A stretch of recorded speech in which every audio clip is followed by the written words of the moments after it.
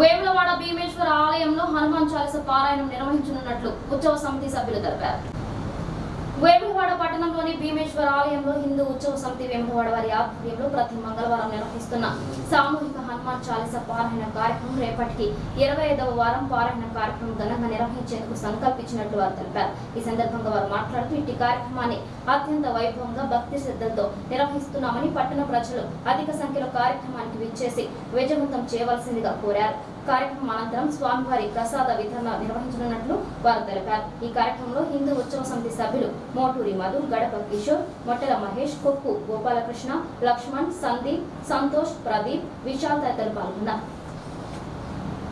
వేములవాడ భక్తులకు అందరికీ జై శ్రీరామ్.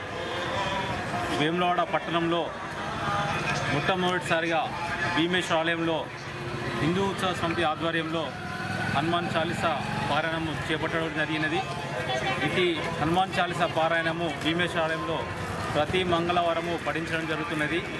ప్రతి మంగళవారం చేసే కార్యక్రమంలో భాగంగా రేపటి మంగళవారం రోజు 25వ వారము అవుతున్న శుభ సందర్భంగా హిందూ ఉత్సవ సమితి ఆధ్వర్యంలో ఘనంగా చేయడానికి హనుమాన్ చాలీసా పారాయణంని రేపు సంకల్పించుకున్నాము. ఈ కార్యక్రమానికి భక్తులు అధిక సంఖ్యలో పాల్గొనాలని చెప్పి కోరుకోవడం జరుగుతున్నది. మొదట 30 మందితోటి హనుమాన్ చాలీసా పారాయణము ఇక్కడ మొదలుపెట్టడం జరిగినది. అంచెలంచెలుగా 25వ వారం చేరేసరికి రేపటికి భక్తులు అధిక సంఖ్యలో పాల్గొనాలని చెప్పి ఘనంగా చేయడం జరుగుతున్నది.